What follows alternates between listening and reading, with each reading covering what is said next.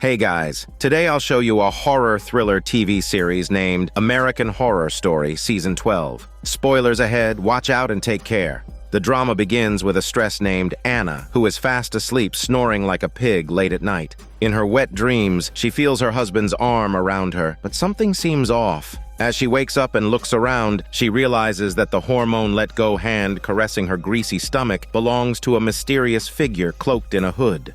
The stranger, startled by Anna's sudden awakening, immediately flees. Anna rushes after the intruder, but despite her efforts, they escape the apartment. Panicked, she quickly locks the door and grabs her phone to call the police, but is shocked by their dismissive attitude. Left with no choice, she hangs up the phone, feeling helpless. At that moment, Anna notices a photograph on the floor. When she picks it up, her hands are suddenly covered in blood. Horrified, she flips on the light switch, revealing large pools of blood all over the floor. The story then flashes back to a week earlier. After taking a shower, Anna receives a call from her husband, Dexter. He reminds her that they have an appointment for an egg retrieval procedure, and if she doesn't leave soon, they'll be late. Anna quickly gathers her things and rushes out the door. Just as she exits the apartment building, she notices a strange woman outside wearing sunglasses, staring intently at something. As the woman walks away, Anna realizes she was staring at a bird's nest, where the eggs have already cracked open before hatching. With no time to think further, Anna hurries to the clinic. On her way, she spots a poster of her latest movie, which has been receiving rave reviews. She quickly snaps a picture with her phone to capture the moment. When she finally arrives at the clinic, she reunites with Dexter, and they prepare for the procedure. Anna and Dexter have struggled with unexplained infertility for years, and this is their third attempt at IVF.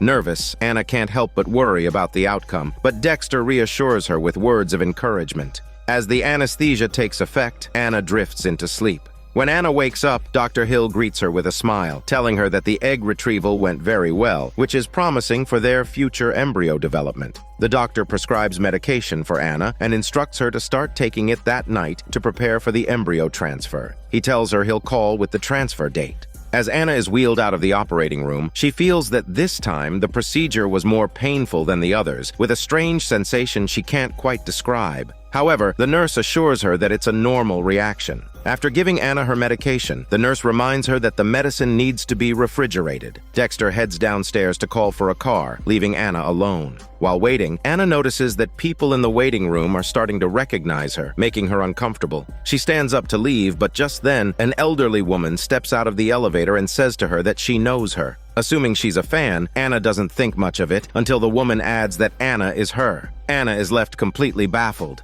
At that moment, a nurse interrupts their conversation, addressing the elderly woman as Mrs. Preacher. Seizing the opportunity, Anna quickly makes her exit. However, as she waits for the elevator, she turns around and sees that the old woman has taken a photo of her with her phone. Feeling uneasy, Anna heads downstairs, only to spot the strange woman in sunglasses standing near the entrance of her apartment building again, this time staring directly at her. Shaken, Anna rushes to tell Dexter everything that has happened. Like many other ghost stories, Anna's husband simply brushed off her concerns, reassuring her that as she became more famous, she'd gain more fans, so there was no need to worry. The two of them then headed to a restaurant for lunch. Although Anna was still anxious about the success of her egg retrieval, she chatted happily with her husband about their dreams for their future child. That evening, back home, Anna followed the doctor's instructions and began her medication. But after taking the first dose, she suddenly noticed a single white hair on her head. As she pulled at it, she realized the hair was unnaturally long, like a spider's thread.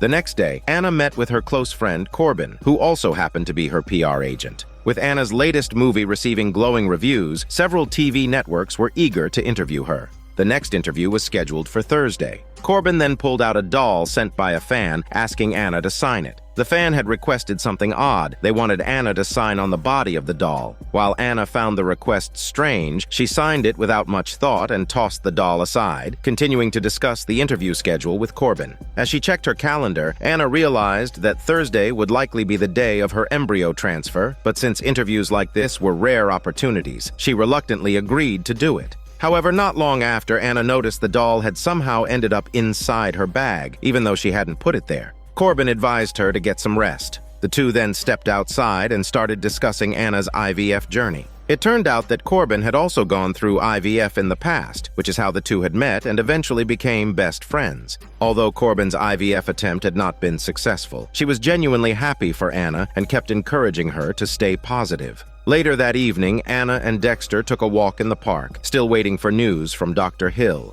Anna's anxiety over the egg retrieval began to grow, and Dexter could only reassure her that they should wait 2 more days. Their conversation soon shifted to Dexter's ex-wife, Adeline, who had passed away. Adeline had always been a source of tension between Anna and Dexter, like an invisible wall that kept them slightly apart. However, Dexter was reluctant to discuss the details of Adeline's death. When it came to having children, Dexter casually mentioned that he and Adeline hadn't been too focused on it at the time. Just as the conversation deepened, Dexter noticed a spider on Anna's head, interrupting their discussion. That night, Anna and Dexter had dinner with their friends. During the meal, they celebrated Anna and Dexter's recent career successes. For context, Dexter and their friend Talia worked together selling art, and a recent series by a Berlin artist had been selling extremely well. They had planned to host an event for the artist, but the paintings had almost sold out before the event could even take place. However, things took an awkward turn when Talia, who had been close friends with Dexter's late wife Adeline, offhandedly mentioned that the artist looked a lot like Adeline. She added that if Adeline were still alive, she would be so proud of Dexter's success. The atmosphere grew tense, but Talia seemed oblivious, continuing to talk about Adeline, completely ignoring Anna's attempts to steer the conversation elsewhere. Frustrated, Anna excused herself and went to the restroom, where she called Corbin to vent. Corbin encouraged her to let it all out, which helped Anna feel a little better. Suddenly, Talia burst into the restroom, apologizing profusely for her earlier comments. Anna graciously brushed it off, saying it was no big deal. Talia then explained that they had switched tables because a noisy child had been seated near them. She continued to complain about the child while reapplying her lipstick, much to Anna's growing annoyance. Desperate to change the subject, Anna complimented the lipstick color, prompting Talia to offer it to her as a gift. As they were about to leave the restroom, they heard a strange noise. Anna turned around and spotted a pair of high-heeled shoes adorned with metal studs. Leaving the restroom, Anna saw Dexter on the phone. It was Dr. Hill calling to inform them that they had successfully created 2 embryos, both in excellent condition, and the transfer could take place on Thursday.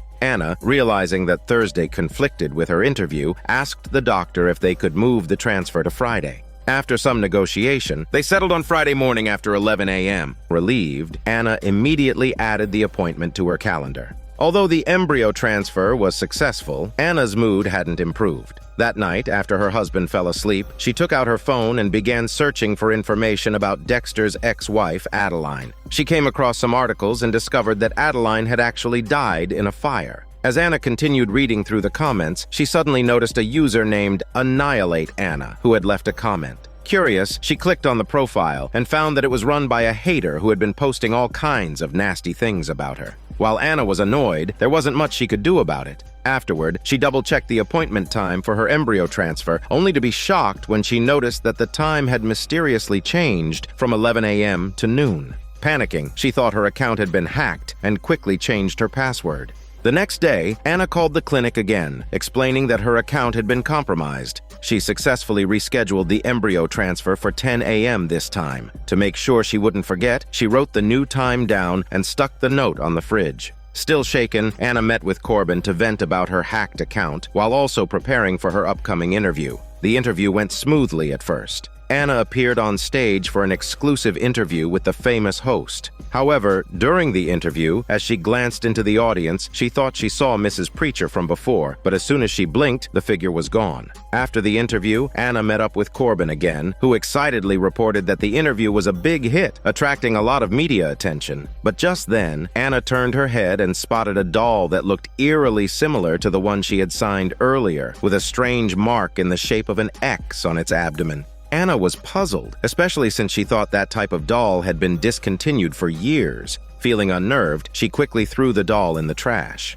On the taxi ride home, Anna once again searched for the Annihilate Anna user. This time she found that the user had uploaded several photos, including one of her at the clinic, taken by Mrs. Preacher. Deeply unsettled by all of this, Anna hurried home to find her husband. However, upon entering the house, she heard strange footsteps. Panicking, she grabbed a knife from the kitchen but found no one there. When she went to take her medication, she was horrified to see that the note she had stuck on the fridge earlier had been torn in half. Terrified, Anna immediately called her husband, who was attending the artists' event. Originally, she hadn't planned to go, but out of fear, she told him she was coming right over. Before leaving, she applied the lipstick Talia had given her. As soon as she arrived at the event, the media swarmed her, but amidst the crowd, Anna once again spotted the strange woman with sunglasses. Trying to shake off the uneasy feeling, she headed inside, where a vibrant red painting caught her attention. As she studied it, the artist herself approached. Introducing herself as Sonia, she gushed about being a huge fan of both Anna and Dexter, and even complimented Anna on her lipstick.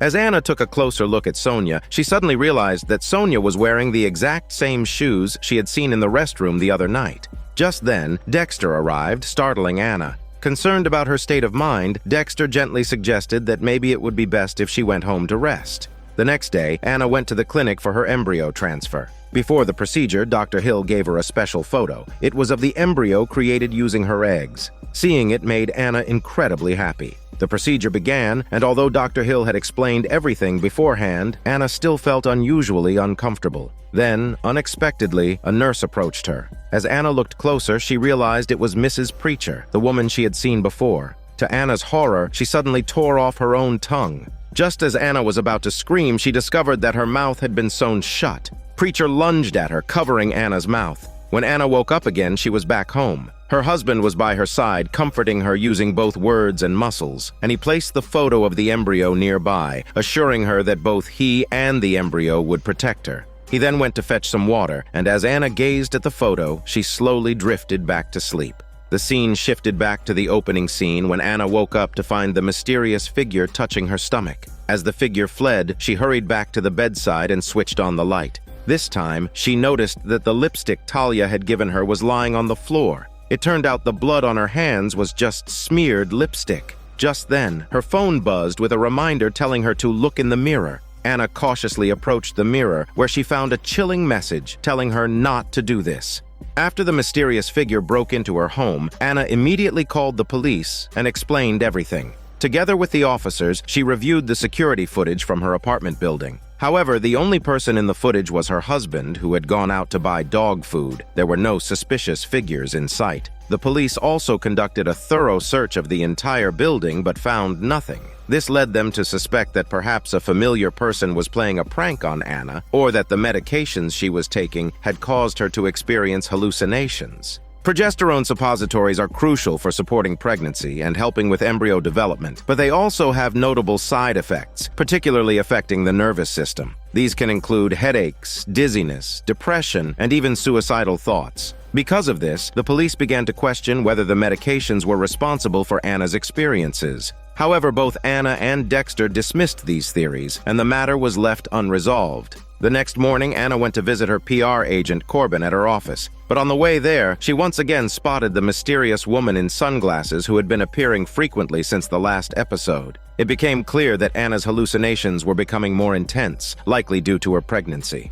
Due to her physical discomfort, Anna had developed a pimple at the corner of her mouth. When she arrived at the office, she was greeted with congratulations. It turned out that her recent film had been nominated for a Gotham Award. Corbin gathered everyone for a group photo and urged Anna to post it on her social media to boost promotion. However, Anna hesitated, recalling the online hater who had been attacking her on social media recently. Sensing Anna's reluctance, Corbin became furious. She pointed out that everyone at the company was working tirelessly to advance Anna's career, but Anna was letting one online hater affect her decisions. Corbin ranted that they pulled countless strings to get Anna that nomination, and one person's jaw might never recover from the effort. They understand how vital the Gotham Award is for Anna's career, yet here Anna is hesitating. Hearing this, Anna realized her mistake and resolved to work harder and win more awards, both for herself and for everyone supporting her. Corbin also handed Anna some B12 vitamins to help boost her energy and cope with her demanding schedule. A quick note, vitamin B12 is the only vitamin containing cobalt, a necessary mineral for the human body, giving it a red color, one of the few vitamins with such a distinct hue. After taking the B12, Anna rushed to the bathroom and immediately threw up. Alarmed, she called the clinic to inquire about what had happened. Strangely, the moment she said hi, the receptionist recognized her voice and asked how the person following Anna was doing. Confused, Anna wondered how the receptionist knew about this, and the receptionist explained that Anna herself had mentioned it during a call the day before. Anna realized that her memory was becoming increasingly foggy. She then asked the receptionist who Mrs. Preacher was, as Anna felt she was being followed by her. The receptionist explained that Mrs. Preacher was strongly opposed to IVF and often made wild remarks, even handing out pamphlets denouncing the procedure. When Anna asked to speak with Dr. Hill, his voice came through softly as though he didn't want to talk to her. But after some nudging from the receptionist, Dr. Hill's tone shifted. He explained that vomiting could be a sign that the embryo transfer had been successful and advised Anna not to undergo any pregnancy tests until 2 weeks after the transfer. A few nights later, while cooking dinner, Anna checked the comments on the group photo she had posted online. As expected, the hater had left another vicious remark. Intrigued, Anna searched for more information about the hater and found that they were a conspiracy theorist who regularly posted strange and outlandish theories. Among them was one about Hollywood running a secret witch coven, leaving Anna to wonder if this was just a coincidence or if it might tie into the larger story, possibly connecting with a witch coven in Season 3. At that moment, Dexter suddenly approached from behind and wrapped his arms around her stomach, startling Anna so much that she instinctively grabbed a knife and swung it at his face. It was clear that Anna's mental state was deteriorating, which might explain why Dr. Hill had been hesitant to speak with her. Dexter had approached Anna to remind her to take a pregnancy test, as it was time to check if she was pregnant. Anna was confused, thinking it hadn't been 2 weeks yet, but Dexter pointed to the calendar, showing that the day had arrived. After what felt like an eternity of waiting, the test revealed that Anna was indeed pregnant, filling both her and Dexter with excitement. But just as they were celebrating, Dexter's business partner Sonia called to discuss a pop-up event they were planning in the Hamptons. Not long after, Anna and Dexter went to the clinic, where an ultrasound confirmed that Anna was pregnant, and they could even see the baby's heartbeat. Overjoyed, Anna thanked Dr. Hill for his support throughout the process. Dr. Hill reminded her to exercise lightly and avoid stress during this time. Shortly after, Corbin arrived to congratulate Anna on her successful pregnancy, bringing a special gift, the dress Madonna wore at the 1991 Oscars. Thrilled, Anna eagerly put on the dress and stood in front of the mirror with Corbin, singing a song from Madonna's Dick Tracy soundtrack as they laughed and danced around in TikTok style. But in the midst of their joy, the mirror in front of them suddenly cracked for no apparent reason.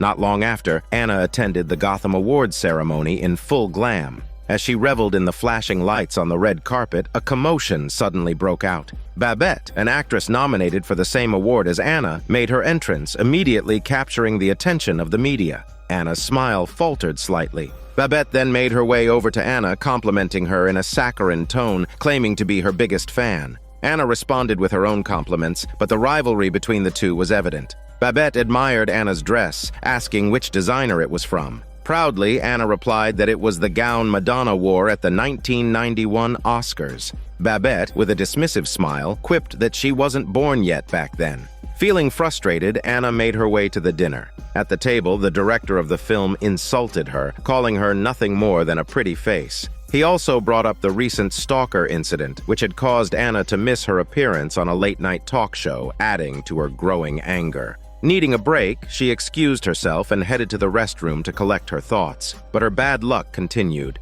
Just as she composed herself and touched up her makeup, a strange fan appeared to flex her strange figure. Though she claimed to be a devoted fan, her odd appearance and lack of manners left Anna feeling awkward and uncomfortable. Trying to remain polite, Anna exchanged pleasantries while dealing with the pimple on her face. But suddenly, as she peeled at her skin, a piece of it came off, sending her into a mild panic. Meanwhile, the fan kept pestering Anna with personal questions, raising her stress levels until she finally vomited from the pressure.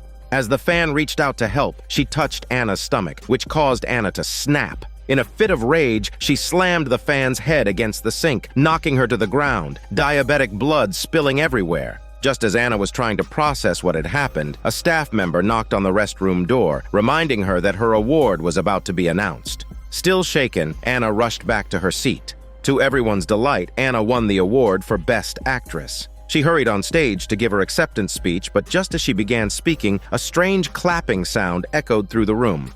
Turning to look, Anna was horrified to see the fan from the restroom and Mrs. Preacher, her mouth covered in blood. Then her vision shifted. She saw her husband cozying up with Sonia and his ex-wife Adeline as if they were still together. Overwhelmed by these hallucinations, Anna coughed up blood and collapsed on stage. When she regained consciousness, Anna found herself back in the restroom with no sign of the fan. Terrified, she tried to explain what had happened, but the doctor injected her with a sedative. The next time Anna woke up, she was home, with Corbin by her side, caring for her. Corbin explained that Anna had fainted from dehydration and exhaustion, but thankfully the baby was fine. After speaking with the doctor, Corbin reassured Anna that the fan she saw was likely a hallucination brought on by stress from her pregnancy. Though relieved, Anna realized she had completely botched the award ceremony. Just then, her phone buzzed with a news alert saying that Anna vomited away her Oscar chance, signaling the damage to her career. Corbin reminded her that the internet has a short memory. She suggested they quietly let the scandal blow over and focus on resting.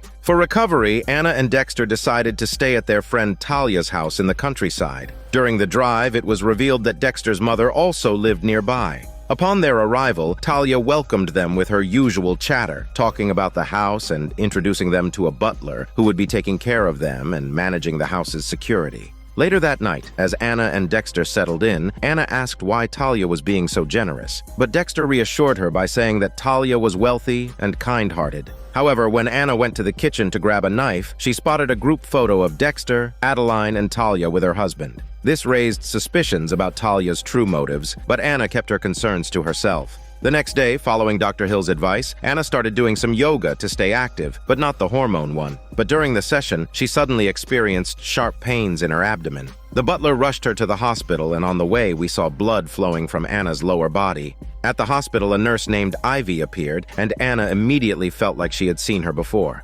However, Ivy dismissed her bullshit, explaining that she had just transferred from Toronto, so they shouldn't have met. After a series of checks, Ivy prepared to give Anna an ultrasound to check on the baby. Without any care for Anna's discomfort or questions, Ivy roughly inserted the ultrasound equipment, ignoring Anna's pain. She didn't show Anna the ultrasound images, nor did she answer any of her inquiries. After the exam, Ivy simply stated that she needed to consult the doctor and left the room. Feeling unwell, Anna rushed to the bathroom where she discovered she was bleeding heavily. Fearing the worst, Anna sat down next to the toilet, devastated, convinced that things were not looking good. As she sat there, she began to hallucinate, imagining herself holding her baby and playing joyfully. But the sound of the doctor's voice brought her back to reality. As feared, Anna had lost the baby. The doctor informed her that the baby was a boy, which only deepened the grief for both Anna and her husband. To Anna's surprise, the doctor then suggested doing an ultrasound to check for any issues. Shocked, Anna explained that she had just had an ultrasound, and she described the nurse who performed it.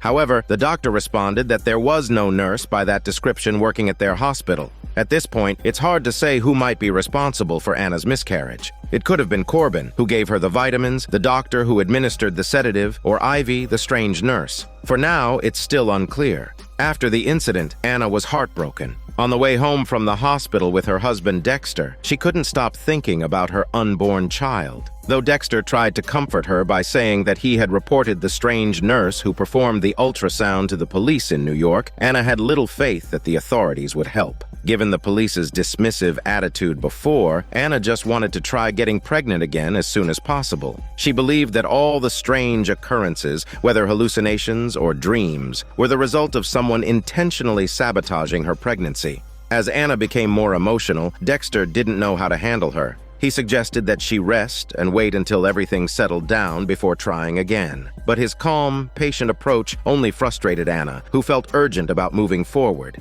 In a fit of anger, she demanded he stop the car, insisting she needed time alone. Hours passed as the sky darkened, and Anna wandered through the forest. She suddenly noticed a campfire and heard strange singing. Looking up, she saw Mrs. Preacher sitting in a tree, singing like a chicken. When Preacher spotted her, she said she'd been watching her, which terrified Anna, causing her to immediately run back home. By the time she returned, Dexter was furious. He had been looking for her for hours with the help of the butler and had even contacted the police. Anna was confused, having no idea so much time had passed. Dexter tried to explain that the sedative the doctor had given her after the miscarriage might have caused the time distortion. But this only made Anna angrier. He knew she'd been sedated, and yet he let her wander into the forest alone. Dexter admitted that Anna's recent strange behavior had left him unsure of how to communicate with her. However, as he gave her a tender but smelly kiss, Anna's emotions calmed down. She then told him about seeing Mrs. Preacher earlier. Anna was convinced that all the recent events, the mysterious figure in their apartment, and the strange nurse Ivy at the hospital were somehow connected to Preacher. Just then, the butler returned, and the three of them went back to the forest to investigate.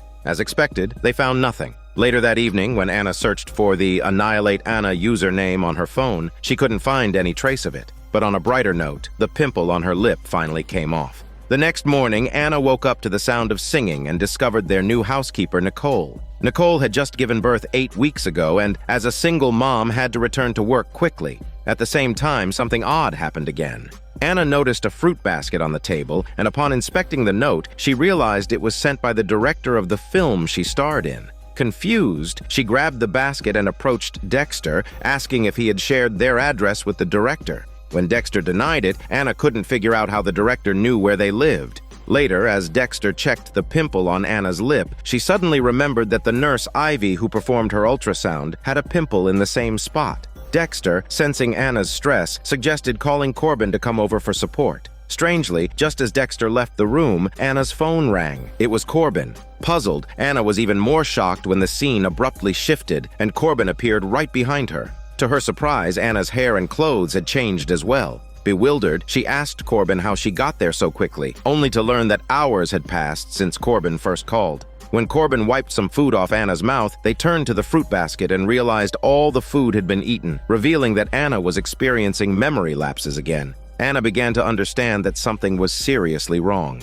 While cooking, Corbin comforted Anna, sharing her own experience with miscarriage to help soothe her. After dinner, they went for a walk along the beach. Opening up, Anna confided that no one believed what she was saying anymore, and she suspected that Dexter might be having an affair with the artist, Sonia. Corbin reassured her that Dexter wasn't cheating and dismissed Anna's theory that the nurse had caused her miscarriage. She told Anna that the recent strange events were happening because Anna had become so famous, attracting unwanted attention. Corbin encouraged Anna to regain her confidence, reminding her that she had secured a spot for Anna on the cover of Vogue magazine. She urged Anna to pull herself together before heading off to attend to her own work. Receiving the good news from Corbin lifted Anna's spirits considerably. However, while strolling on the beach, she suddenly came across a doll she had seen several times before, now with nails driven into its stomach. Alarmed, she picked up the doll and started to head back home, unaware that two mysterious figures dressed in black, leading goats, were watching her from a distance.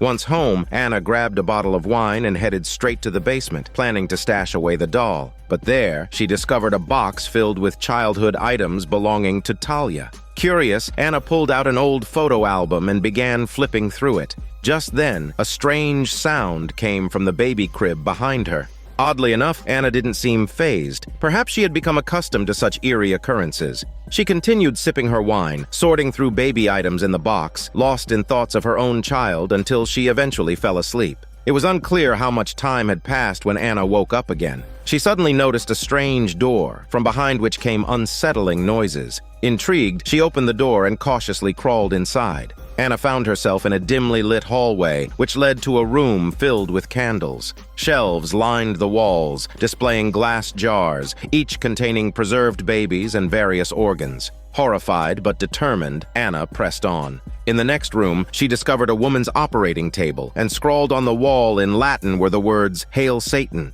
Realizing the danger she was in, Anna turned to flee but was quickly seized by the two black-clad women from the beach. They restrained her on the operating table and injected her with an unknown substance, causing her to lose consciousness. When Anna awoke, she was back in the basement. To her horror, she could see something moving inside her stomach. Terrified, she rushed upstairs where she ran into Dexter. Panicking, Anna told him she believed their baby had not been miscarried after all, but Dexter was skeptical. Anna could sense his disbelief, and just then, the doll she had found on the beach slipped from her grasp. Dexter, now at a loss, stared at the discontinued doll and listened to Anna's frantic explanations. The series of bizarre events had pushed him to his breaking point, leaving him unsure of how to communicate with her anymore. Dexter seemed on the verge of a complete breakdown. The next morning, Anna woke up and called Dr. Hill's office, hoping to find out if the previous miscarriage diagnosis might have been a mistake. However, Dr. Hill dismissed the idea, stating that he had reviewed the hospital's test results and a misdiagnosis was highly unlikely.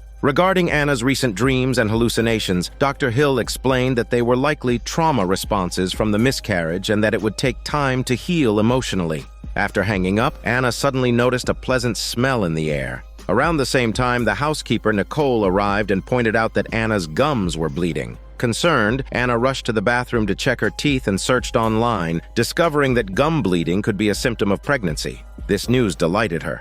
Later, she went to a shop in town, hoping to buy a fetal heartbeat monitor to check if the baby was still alive. While browsing baby items, she was drawn to a tiny onesie. She picked it up, examined it closely, and then sniffed it. Suddenly, the scene shifted, and outside it was now nighttime. The two mysterious women in black reappeared. Confused, Anna was snapped back to reality by the voice of a store clerk. Anna asked if the clerk had seen the two women, but as expected, the clerk said there was no one else in the store but the two of them. Frustrated, Anna then inquired about purchasing a fetal heartbeat monitor, only to learn that the store was out of stock. Just as she was about to leave, the store clerk approached, touched Anna's belly, and confidently told her that she could feel the baby inside and that it was very active. Hearing this, Anna was overjoyed. Finally, someone had confirmed that her baby was still there.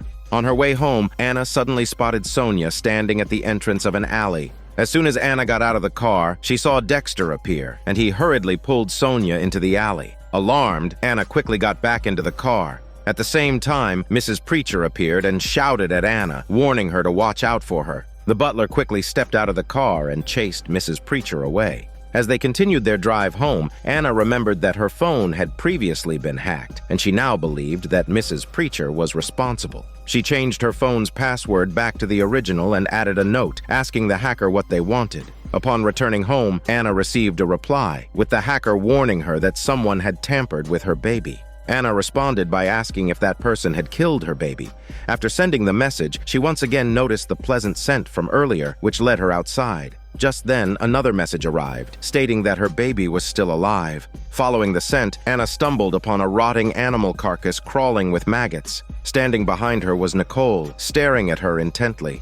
The scene flashes back to the year 1555 England, where inside the royal residence at Hampton Court, the Queen is about to give birth to a new royal heir. However, strangely, she forbids anyone from entering her birthing chamber. Soon, her sister barges in and is shocked to discover that the Queen has given birth to a monstrous creature. At the same time, eerie sounds fill the room and two women in black robes appear. They claim that the child has waited 6,000 years to be born. It turns out the Queen had made a pact with the devil, trading her child for years of prosperity for the British Empire. As the robed women take the fat baby, we see its long, sharp claws. With the women's departure, the Queen's child vanishes, leaving the Queen crying in crocodile tears and begging her sister to leave the room. Back to the present day, after discovering the strange animal carcass outside, Dexter arrives. Anna immediately questions him about what she saw previously, him with Sonia on the street. Dexter explains that he has been working with Sonia on an exhibition, and that's why they were in that area.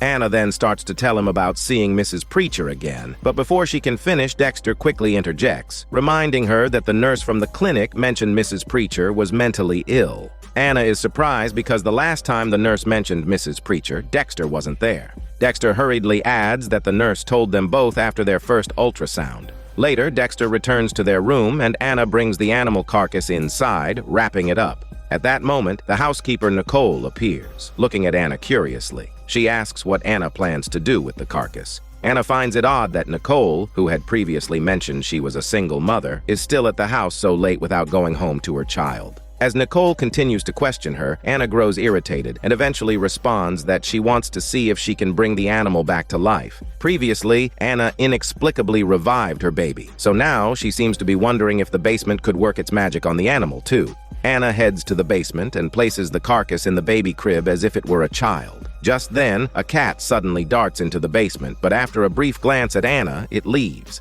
After settling everything, Anna heads upstairs to rest. However, strange noises fill the air again, prompting her to return to the basement, only to find nothing unusual this time. The next day, Anna plans to meet with Corbin, but before leaving, once again catches a glimpse of the mysterious women in black robes. Later, she arrives at Corbin's office, where Corbin introduces her to two new assistants, the Ashley sisters. The Ashley sisters are renowned crisis management experts, brought in because of Anna's embarrassing moment at the Gotham Awards. With another major event, the Golden Globes, approaching, Anna's public image is suffering. To help her recover, the Ashley sisters propose that Anna shoot a feminist-themed promotional video to improve her image. That evening, Anna and Dexter return to their New York home, where the butler has installed new sensors to ensure their safety. Unexpectedly, Dexter's mother, Virginia, shows up at their home. After some polite small talk, Virginia deliberately sends Anna away and speaks to Dexter in private. It turns out she is planning to sue Dexter's father and needs Dexter to testify in court on her behalf. From their conversation, it's clear that Virginia doesn't have much affection for Anna.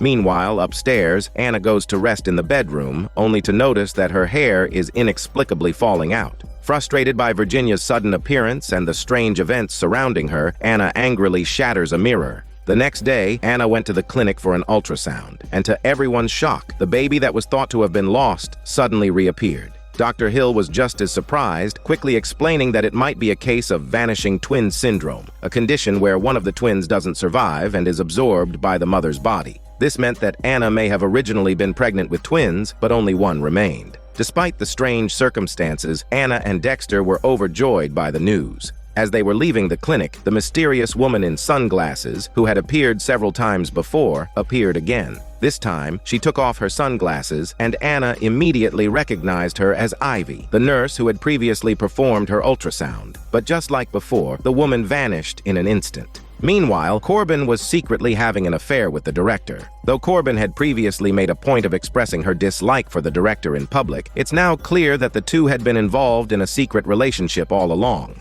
More importantly, both Corbin and the director seem to be hiding something about the inspiration behind the movie, suggesting that Corbin has been keeping important secrets from Anna. Shortly after, Anna's feminist promotional video was completed, and in it, she addressed the vomiting incident at the Gotham Awards in a positive light. Once the video was posted online, it was met with widespread praise, proving that the Ashley sisters were truly top-tier crisis managers. Elsewhere, Dexter and his mother met for lunch. After some small talk, they began discussing her lawsuit against Dexter's father. According to Virginia, she had recently started working with a doctor who specializes in memory recovery, specifically memories lost due to abuse during satanic rituals. Over time, Virginia had been working closely with this doctor, and as a result, she began recalling some of the horrible things Dexter's father had done to her, including drugging her for years and forcing her into unspeakable acts. It was becoming clear that Dexter's father had ties to dark, satanic practices. Later, Anna and Dexter returned to their countryside home.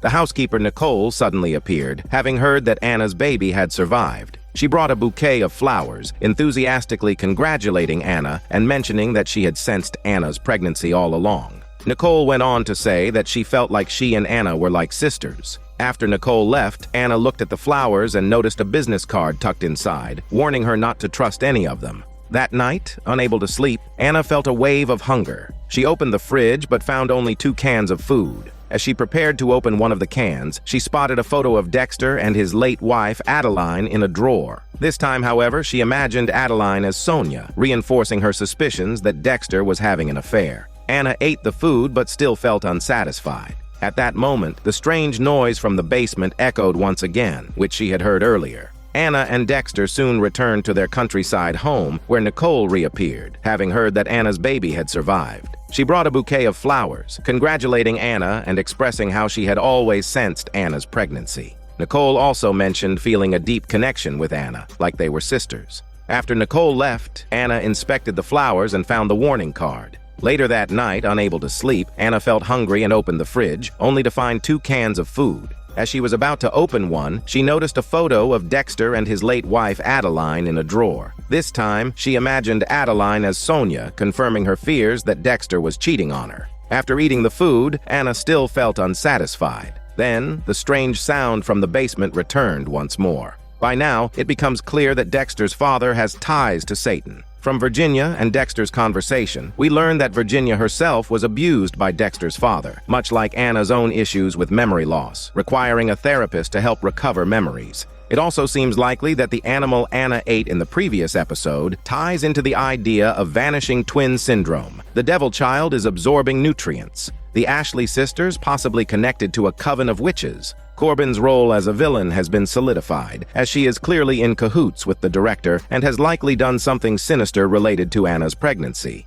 The scene flashes back to 1987, where we see a younger Mrs. Preacher, who is a rising fashion designer. Pregnant, she receives blessings from her mentor and the founder of the Saint Laurent brand. A year later, as Mrs. Preacher is about to give birth, she is taken to a strange delivery room, where the attending doctor is none other than Dr. Hill. The delivery is extremely bloody, and Dr. Hill even calls for assistance, at which point the two black-robed women appear. The scene then jumps back to 2023, where Dexter continues discussing the lawsuit against his father with Virginia. Dexter urges his mother to reconsider, but it's clear from her words that she has made up her mind and has hired a top-notch lawyer. Despite Dexter's pleas, Virginia insists on moving forward with the lawsuit. Meanwhile, Anna, having been nominated for a Golden Globe, decides to visit Corbin's office to thank her for her help and bring a gift. However, upon arrival, she is greeted by none other than her rival, Babette, who had a tense interaction with Anna at the Gotham Awards, and this time, their passive-aggressive rivalry continues.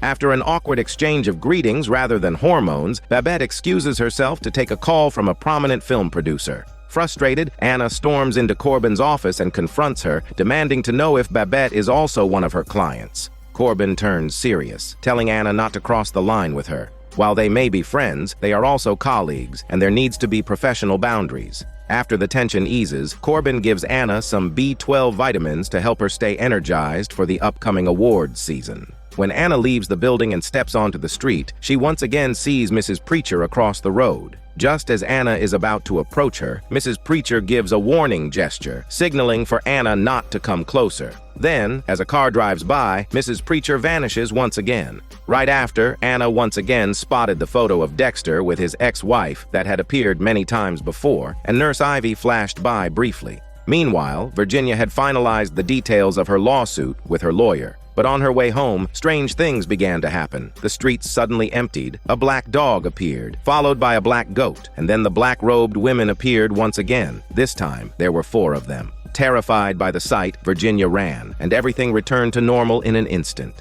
Interestingly, Virginia didn't seem overly shocked by the black-robed women, almost as if she had seen them before. Mrs. Preacher then suddenly appeared, saying she needed to talk to Virginia. It turned out that Preacher had achieved great success as a young fashion designer, having been mentored by her mentor and others. However, during a period of indulgence, she became pregnant. Initially, she planned to remove the pregnancy, but she met a mysterious woman who asked for her child, promising Preacher that in exchange, she would receive great success. Even now, Preacher doesn't fully understand why that woman wanted her child or what they intended to do with it. This is why she posted her theories online. Those same conspiracy theories Anna had come across earlier. Preacher was now warning Virginia because she believed that Dexter and Anna were being targeted by the same people who once manipulated her. According to Preacher, the reason for this attention stems from Dexter's ex-wife, Adeline, who was the most powerful member of their mysterious organization. When Adeline fell in love with Dexter and betrayed the group, it ultimately led to her death. As they talked, it seemed like Nurse Ivy was watching them from a distance. Meanwhile, Dr. Hill visited Anna at home for a prenatal checkup. Despite making the long trip, he seemed uninterested in Anna's condition and rather dismissive.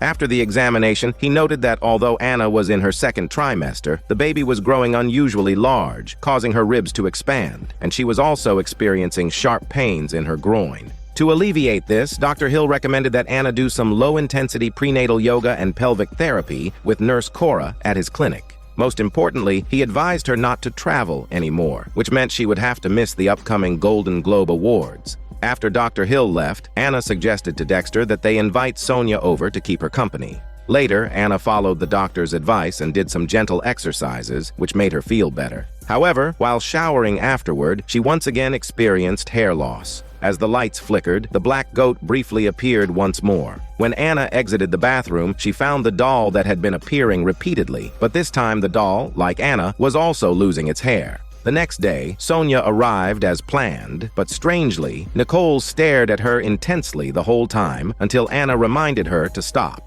Anna and Sonia went upstairs to talk, and Anna admitted that she once thought Sonia was the person stalking her, as the stalker had worn the same green high heels Sonia owned. However, Sonia quickly clarified that she didn't own any green shoes, as green didn't suit her at all. Anna was left even more confused. That evening, Corbin was invited to dinner by the director. During dinner, the director questioned Corbin, expressing frustration. Although Corbin had convinced him to take on the role of director for the film, she never allowed him to ask about the screenwriter or where the script came from. Corbin had also insisted that Anna star in the film, even when no one believed in it. Now, with the film nominated for 11 Golden Globe Awards, the director wanted to know who Corbin really was and how she wielded so much influence.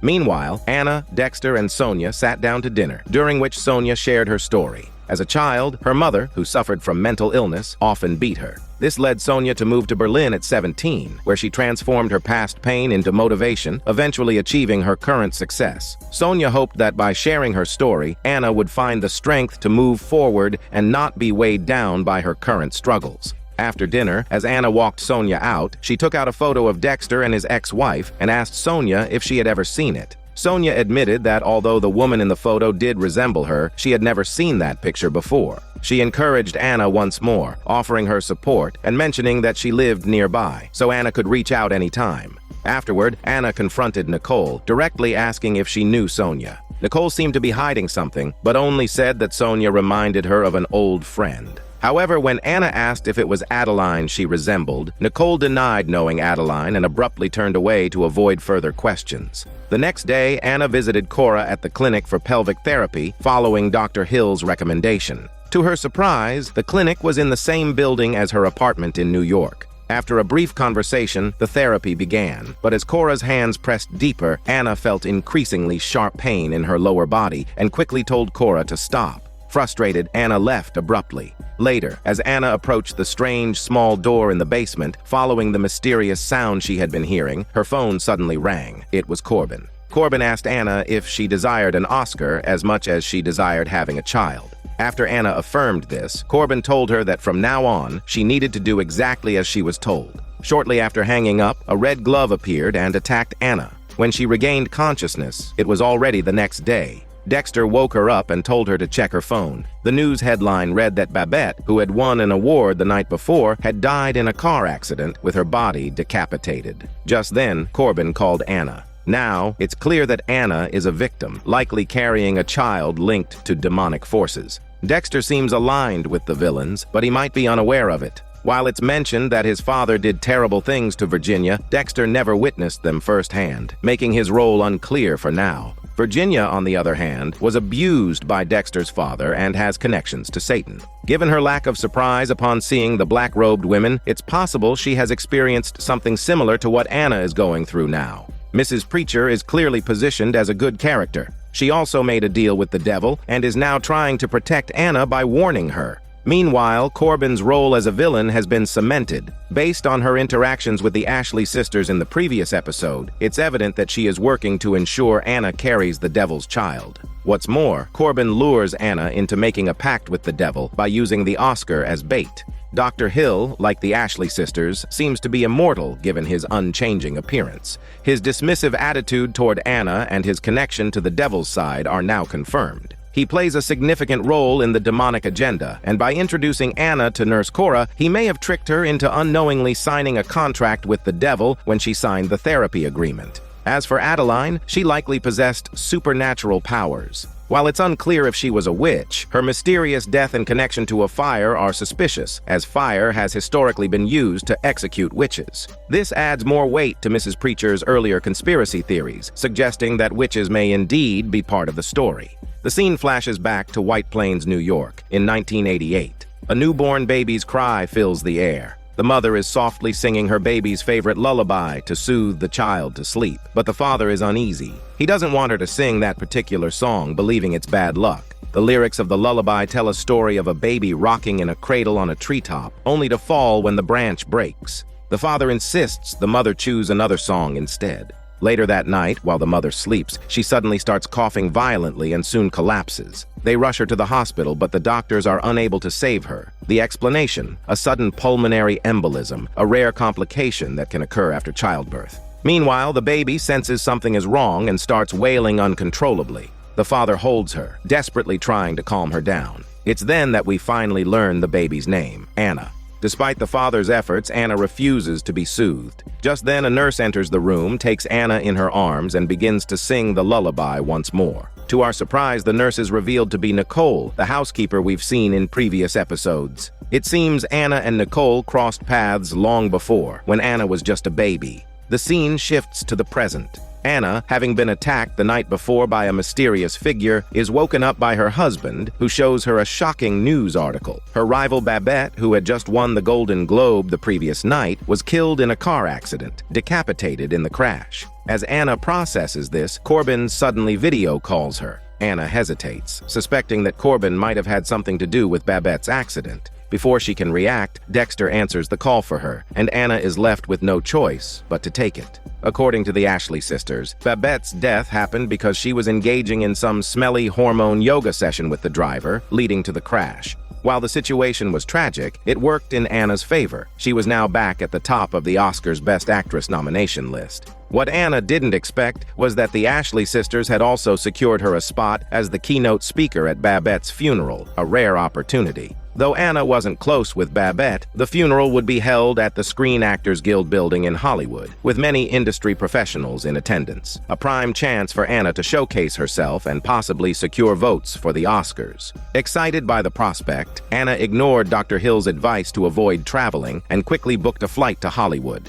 On the way to the funeral, Anna noticed that the discomfort she had been feeling, the pain from her rib expansion, had mysteriously vanished. She felt completely rejuvenated.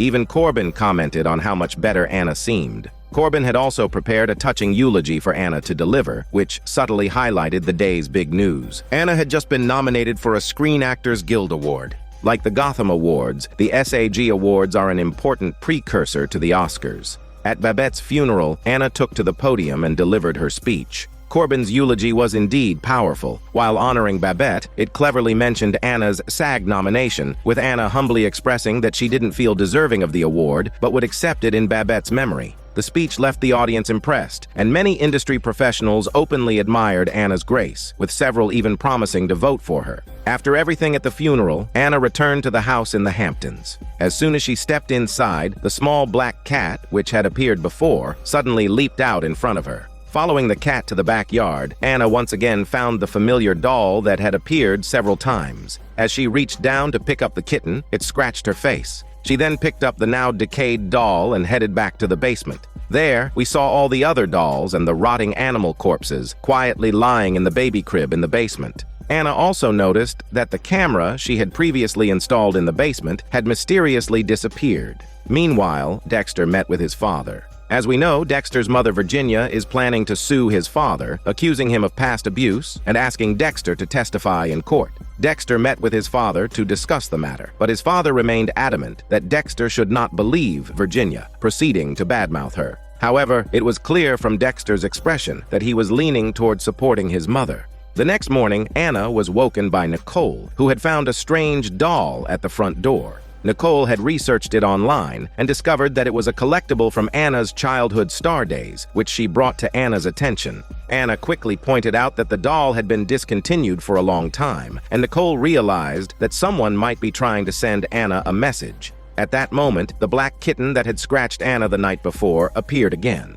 Nicole picked it up, casually mentioning that the cat had been around the house for many years. However, Anna suddenly noticed a pimple at the corner of Nicole's mouth, in the exact same spot as Anna's. Alarmed, Anna quickly sent Nicole away and, inspired by the encounter, took the doll back to the basement. There, she recalled the locations where the doll had appeared before, marking them on a map. To her surprise, the locations formed a strange pentagram. As Anna stood in shock, Nicole suddenly entered the room uninvited, announcing that the pool had been heated and was ready for her. Anna quickly gathered the dolls and left. She headed to the pool to relax, but as soon as she got in, she felt something claw at her stomach. Nicole reappeared, asking if Anna was feeling unwell. Panicking, Anna screamed at Nicole to stay away. She then ran to find Dexter, intending to tell him what had just happened. But realizing he probably wouldn't believe her, she quickly changed her approach, apologizing for her recent erratic behavior and for being difficult to him. To her surprise, Dexter also apologized, admitting he felt bad about their argument from the other day. The two reconciled, but as they embraced, Nicole stood at the bottom of the stairs, staring intensely at them.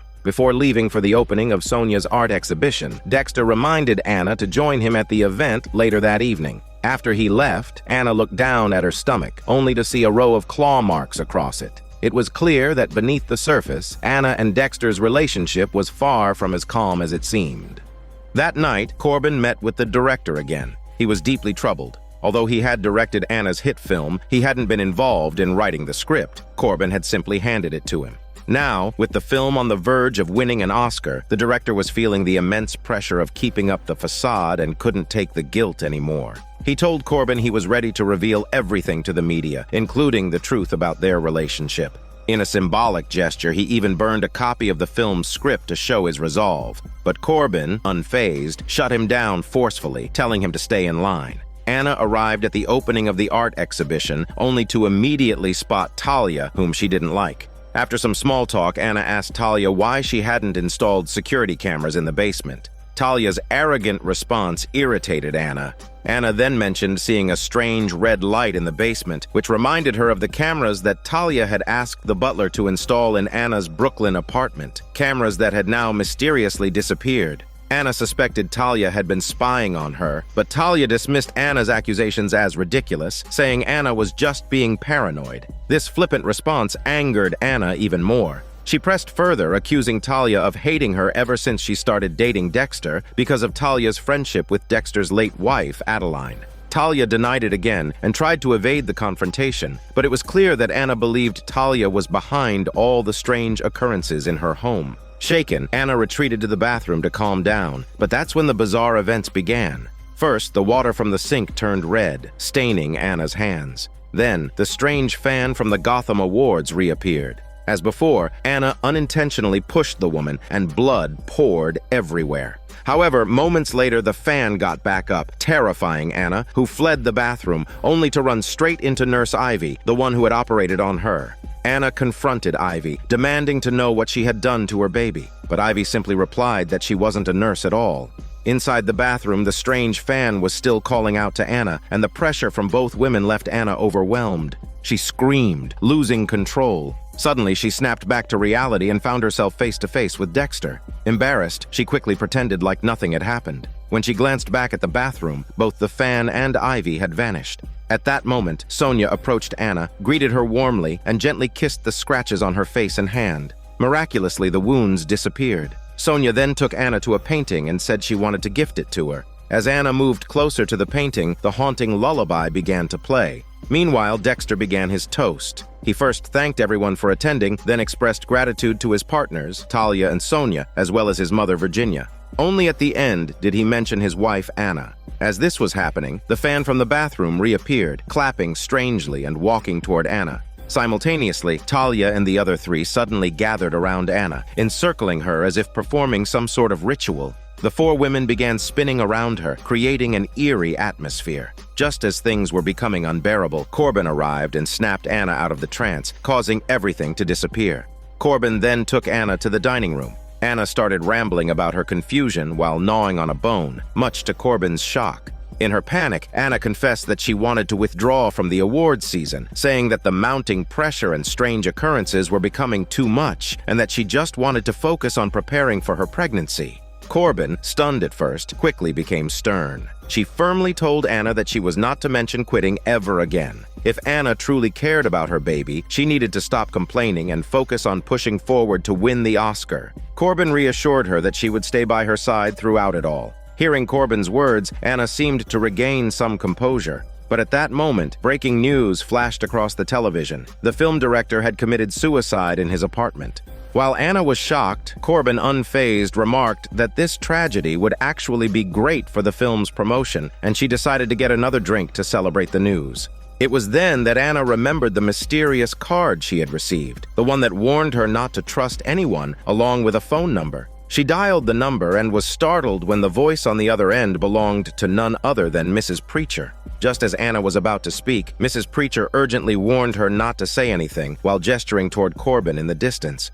Late at night, Dexter arrived at his mother's house. She was supposed to attend his art exhibition's opening, but she never showed up, so he came to check on her. Just as he reached the front door, he noticed blood seeping through the ceiling from the second floor. Panicking, he rushed upstairs, only to find his mother in the bathtub having slit her wrists. Nearby, he saw the warning message written on the mirror. While her death appears to be a suicide, the message on the mirror hints otherwise. Now, it's clear that the baby Anna is carrying is indeed a demon. The claw that emerged from Anna's stomach strongly resembles the demon's hand. Corbin might have a hand in the director's death. Not only is she very likely one of the villains, but she had also warned the director earlier. The scene flashes back to 42 AD, somewhere in Europe, where Ivy is about to give birth. We see her make an incision on her own stomach and pull out two newborns, none other than Sonia and Adeline. Shortly after the birth, a mysterious woman in a black robe wearing a red necklace appears to flex her figure, chanting an invocation to Satan. The scene shifts to Brooklyn, New York in 2013. At this time, Dexter was still with his first wife, Adeline. It was their anniversary, and Dexter had prepared a special surprise for her, an adorable puppy. He also planned to bring up the idea of starting a family. However, Adeline expressed hesitation. She explained that her career was just taking off, and she didn't have time for a dog, let alone a child. She reminded Dexter that she had never been certain about wanting children, and though Dexter initially claimed he was okay with that, it was clear he had hoped for a different response. Later, Adeline went to a restaurant, Hestia, a vegan establishment she had founded. As head chef, she was deeply committed to her work. But while she was discussing the restaurant's values with her staff, a black-robed woman appeared outside the restaurant's window. Despite the strange sight, Adeline seemed unsurprised, as if she had expected this. After her shift, she headed to the restaurant's storage room, where she entered a hidden space and began performing some sort of ritual. The incantations were similar to the ones we heard earlier from the mysterious woman in black, but instead of calling out to Satan, Adeline invoked Hestia, the ancient Greek goddess of the hearth. This suggests that at that point in her life, Adeline was no longer part of the demonic cult and was instead seeking peace and harmony, praying for family and domestic tranquility. This episode provides deeper insight into Adeline's backstory and her complex relationship with both witchcraft and spirituality. It also hints that the events surrounding Anna, Sonia, and the witches may be more deeply rooted in ancient rituals and powers than we previously thought.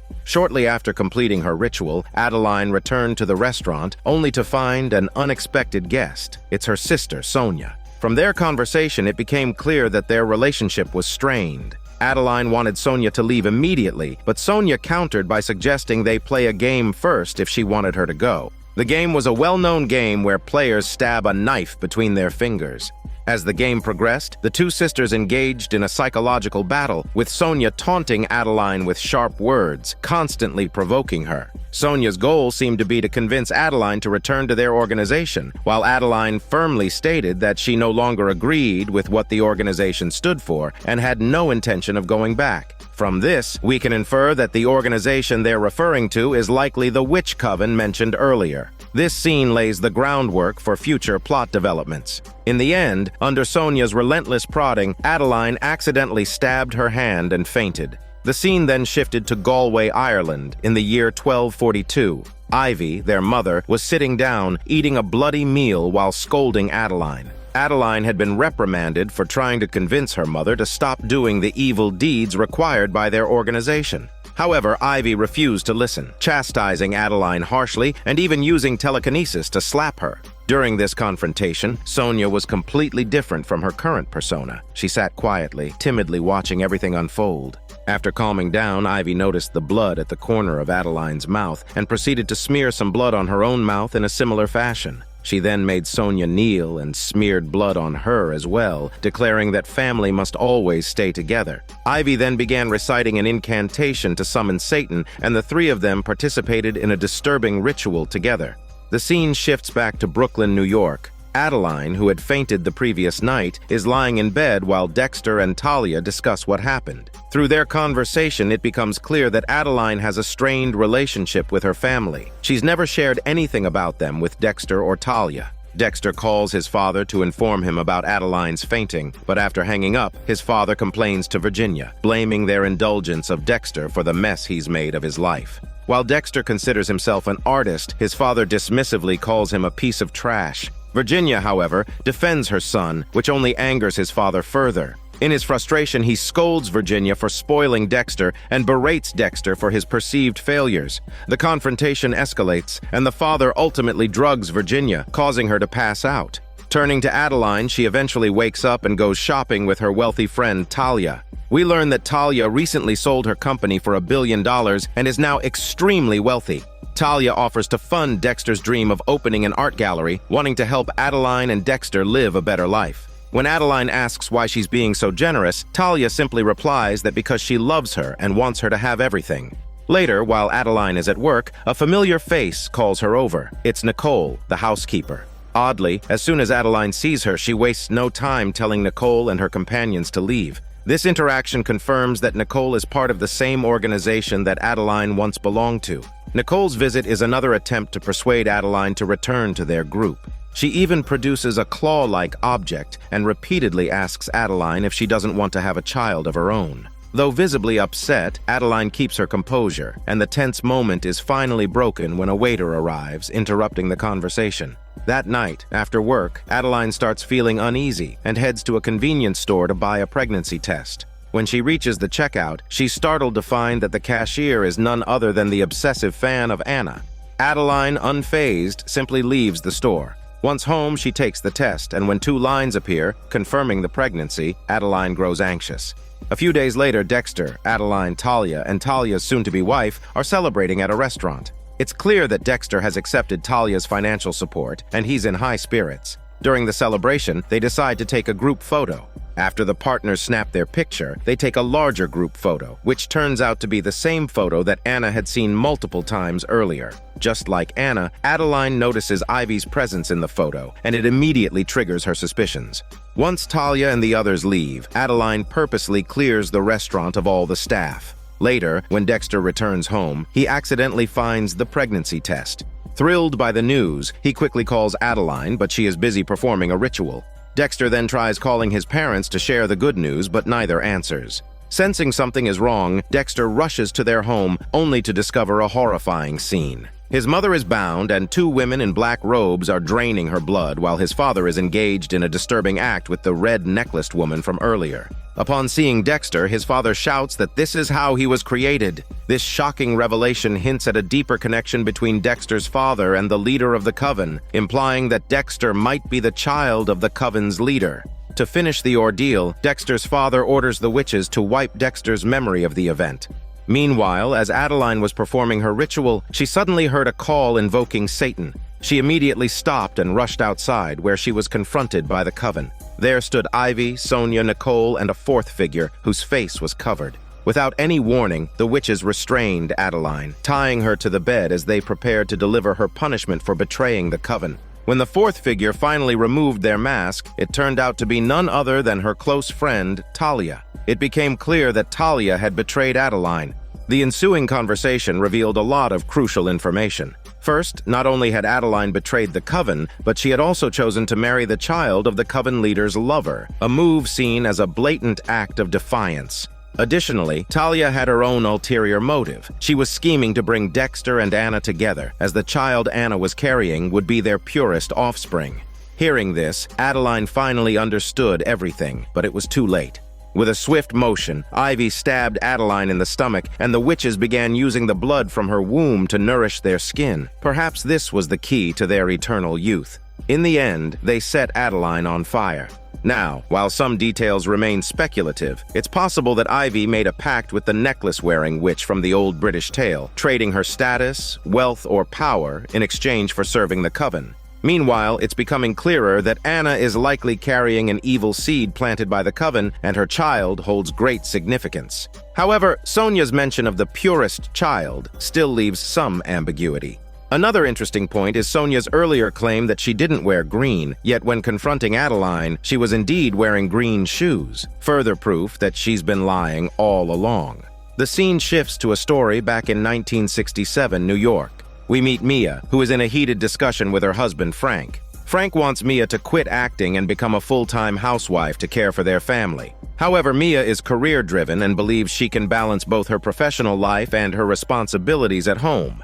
The scene shifts to a film set where Mia, as the lead actress, is playing a pregnant woman. She puts on a prosthetic baby bump, and after getting into costume, the director briefs her on the scene. Mia's task is to cross a busy street with cars zooming by. As the cameras roll, Mia navigates through the traffic, but the constant danger makes her increasingly anxious. After the scene wraps, she returns to her dressing room to calm down. Suddenly, she feels something moving inside her stomach, and blood begins to drip from between her legs. At that moment, a voice from outside calls for Mia to remove the fake belly. She does as instructed, and just like that, all the strange sensations disappear. We then see that the person giving the instructions is none other than Corbin, indicating that the script for this production was also provided by her. This part of the story is actually recreating a piece of history while paying homage to the source of inspiration for this season's story. The character Mia, who just appeared, was the lead in Rosemary's Baby, the very film that inspired much of this season's plot. The man she was speaking to earlier was her real-life husband at the time, fellow actor Frank. The brief scene where a fan asks for her autograph, mentioning her role in the movie where Mia and Frank first met and later got married. Back to the story. After Dexter discovered his mother Virginia dead at home, he held a funeral for her. While delivering her eulogy, the long-absent Mrs. Preacher made an unexpected appearance, shouting that Virginia didn't commit suicide. She also claimed that Virginia had tried to warn Dexter and told him to always listen to Anna. Her frantic outbursts prompted security to remove her, and she was taken to the ER, dismissed as mentally unstable. After the funeral, Anna went to the ER and found Mrs. Preacher sedated. However, the moment Anna touched her hand, Mrs. Preacher woke up suddenly and began shouting mysterious warnings, urging Anna to leave immediately. This led to the nurse administering another sedative, quieting her once more. Anna decided to sit and wait for Mrs. Preacher to wake up, but eventually dozed off herself. When she awoke, Mrs. Preacher was gone. The nurse explained that some people claiming to be her friends had come to take her away, and they seemed pleasant enough. Just as Anna was about to leave, she saw breaking news on TV. She had officially been nominated for the Academy Award for Best Actress. Thrilled, Anna hurried home to pack her bags with Corbin, preparing to head back to Hollywood. As they were packing, a phone started buzzing. Corbin traced the sound to a drawer under the cabinet and found an old flip phone belonging to Dexter. The call was coming from an unknown number. Soon after, Anna, Corbin, Dexter, and others arrived in Hollywood for a brand-sponsored event before the Oscars. This event was meant to give Anna more exposure to various brands before the big night. While mingling with the sponsors, Anna suddenly spotted a figure in a cloak, eerily resembling the mysterious person who had once appeared in her home. She found a moment to slip away and approached the cloaked figure, only to realize it was Cora, the nurse from her IVF clinic. Cora explained that she was attending the brand event on behalf of the clinic. But Anna looked closer at Cora's cloak and suddenly remembered that Cora had been the mysterious figure who had appeared in her bed before. Realizing she had been caught, Cora started confessing. She revealed that she had been having an affair with Dexter. After the incident at the clinic, their relationship had escalated quickly, and Dexter had even bought Cora a house, the same one where Anna had her rehabilitation sessions. Shockingly, Dexter had also installed surveillance cameras in their home so that Cora could monitor him at all times. But as Cora watched through the cameras, she became obsessed with Anna's seemingly perfect life. Cora confessed that she had stolen Anna's scheduling app password and had been altering her appointments in a twisted attempt to sabotage Anna's pregnancy. This explained why Anna's calendar had mysteriously changed on multiple occasions. During Anna's second IVF attempt, Cora had stood by her side and felt an unusual connection to her, which had altered Cora's motives somewhat. Shortly after, when Dexter broke off their relationship, Cora grew resentful. She began wreaking havoc in their home, moving Anna's medications, tearing up her notes, and using the surveillance system to frighten Anna when Dexter wasn't around, all of which led to the events we saw at the beginning of the season. However, deep down, Cora admitted she still wanted to protect Anna, which was why she had come to warn her. She told Anna to be wary of Dr. Hill. Though she didn't know the full extent of what Dr. Hill was doing, she was aware that his success was tied to a sacrificial ritual. Cora emphasized that Dr. Hill was involved in many strange, suspicious activities, and that Anna needed to be extremely careful. Later, Anna found Dexter on the phone, using the old flip phone they had discovered earlier. Clearly caught off guard, Dexter explained that he was just calling Talia. Anna snatched the phone, glanced at it, and told Dexter to get out. She had had enough. The next morning, Anna woke up, and it was finally the day of the Oscars. The pressure was clearly overwhelming her. She suddenly felt something strange in her legs. When she pulled back the covers, she was shocked to see that her legs had transformed into something resembling a snake's. At that moment, her friend Corbin arrived. Anna hurriedly covered her legs and rushed to the bathroom, trying to scrape off the scales with a knife, but it didn't work. Left with no other option, she decided to show Corbin her legs. However, when she removed the blanket, her legs had returned to normal. On the way to the awards ceremony, Anna confided in Corbin about Dexter's affair. This revelation caused Anna to distrust everyone around her again. She began recalling the warnings Mrs. Preacher had given her about Corbin and how Babette had met with a tragic accident just a day after winning her award. Anna started to wonder if Corbin had something to do with these incidents. She confronted Corbin with her suspicions, but Corbin, as expected, gave various explanations to assure Anna of her loyalty. Not long after, Anna arrived at the Oscars, where strange things began to unfold once more. First, she imagined seeing Babette trip and fall on the red carpet. Then, during the ceremony, Anna suddenly felt intense contractions. Corbin encouraged her to push through the discomfort, reassuring her that they would go to the hospital right after the ceremony. After some time, it was finally time to announce the Best Actress award. Just before the announcement, Corbin asked Anna once again if she truly wanted to win the Oscar and if she was willing to do whatever it took. When Anna replied that she would pay any price, Corbin touched Anna's belly and stared at her with an intense gaze. The host's voice filled the room. Anna had won the Academy Award for Best Actress. In the midst of the excitement, Anna and Corbin kissed before Anna joyfully took the stage to accept her award. During her acceptance speech, the audience suddenly vanished, and Anna's mother appeared, clapping and congratulating her. But in the blink of an eye, Anna snapped back to reality, realizing her water had broken. In a panic, she rushed off stage. The scene with Anna's mother at the end was particularly poignant. We know that Anna's mother passed away when she was very young, so this moment likely symbolized that at winning the Oscar, what Anna truly longed for was her mother's applause. The scene shifts to showing how Anna and Corbin first met. As mentioned earlier, they became acquainted through an IVF support group, and it was during this time that Corbin recommended Anna visit Dr. Hill's clinic after she had struggled to conceive for so long. The reason Corbin pushed Anna towards Dr. Hill was that she had made a deal with him years ago. In exchange for providing Dr. Hill with a steady stream of clients and making him the most renowned fertility specialist in New York, Corbin ensured that he would obey her commands, including helping her stay forever young. Back to the present, after Anna won her Oscar, her water broke during her acceptance speech. She rushed backstage, where Corbin told her she had already called an ambulance. As Anna wondered how Corbin knew she would win the Oscar, her husband Dexter suddenly arrived. Corbin had called him, but Anna, still upset about his affair, didn't want to speak to him. However, Dexter was the father of her child, so Anna reluctantly agreed to let him join them in the ambulance. Once they got inside, something strange happened. There were no medical staff on board. Anna looked closer and realized the driver was none other than Ivy. The butler kept asking which hospital they were going to, but Ivy pulled out a gun, shooting him and sending him to drive in hell for Satan. This shocking act terrified Dexter, while Anna could feel the baby coming. She begged Dexter to help her, but as Dexter reached down to check on the baby, his hand was severed. Ivy then drove to an abandoned parking lot. After parking, she insulted Anna, then went to the back of the ambulance and finished off the already suffering Dexter. Soon, a group of hooded witches appeared, chanting to summon Satan. As Anna pushed through the pain, her baby was born. The witches cut the umbilical cord and collected the placenta. Anna, still in shock, asked to hold her baby, but Ivy simply replied that she had already got it, gesturing toward the Oscar statue in Anna's hand. It became clear that the baby and the Oscar were part of a dark deal. Anna had traded her child for the award. Desperate, Anna tried to grab her baby, but the witch leader, wearing the familiar yellow necklace, appeared and stabbed Anna, knocking her unconscious. When Anna woke up, she was horrified to discover she couldn't feel her legs. The witches surrounded her, mocking her for her arrogance, vanity, and desire to have everything. They said these traits were exactly what made her fall into their trap so easily. The witches then dragged Anna to another room, where the leader, wearing the golden necklace, was revealed to be none other than Corbin. It became clear that Corbin was the head of the coven. Corbin finally explained everything. She had used Anna's ambition for the Oscar to push her into making the deal with the coven.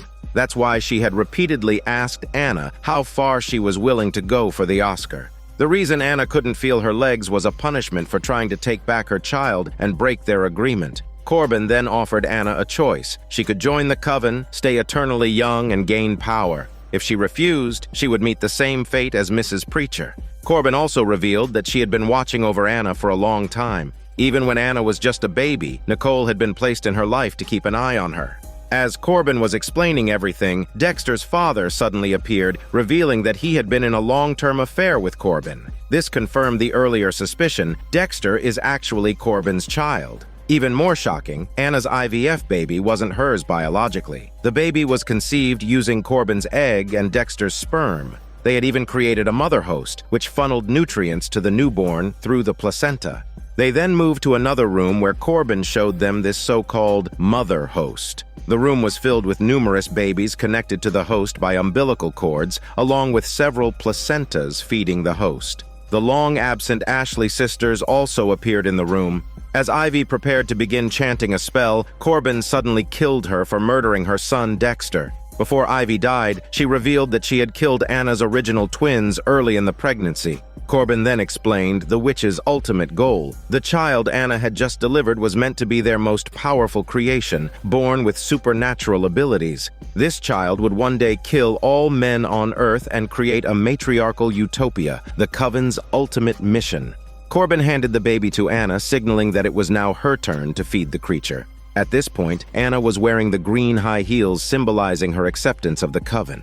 Despite the excruciating pain, she began nursing the child, while the witches prepared food for her using blood. Just as Corbin went to retrieve the food, Anna was suddenly visited by the spirit of Adeline. She didn't speak, but instead began chanting the spell to summon Hestia, the Greek goddess of home and family. Anna joined in the chant, following Adeline's lead. When Corbin returned, Adeline whispered that only light could conquer darkness. Inspired, Anna began to remember all the suffering she had endured. As she chanted, Corbin started screaming in agony, her skin peeling off until she died a painful death. Instantly, everything around Anna returned to normal. Her legs were healed, and she picked up the Coven's headdress from the floor, placing it on her own head. As she followed a sound, she found her baby, now appearing normal. Finally, she noticed the Oscar statue on the wall, took it down, and held both the statue and her child close. This episode brought much-needed clarity to the story, tying up many of the season's loose ends. As it turned out, all the strange occurrences had been orchestrated by the Coven. As suspected, the Coven had been using youth and power as bargaining chips in exchange for deals that helped them work toward their goal of creating a matriarchal utopia. According to the revelations, Anna had been marked by the Coven since childhood. However, when she became pregnant with twins, which weren't part of their plan, Ivy sabotaged the pregnancy. In Talia's basement, the Coven ensured that Anna would carry Corbin and Dexter's child, with Corbin using the lure of the Oscar to secure Anna's cooperation.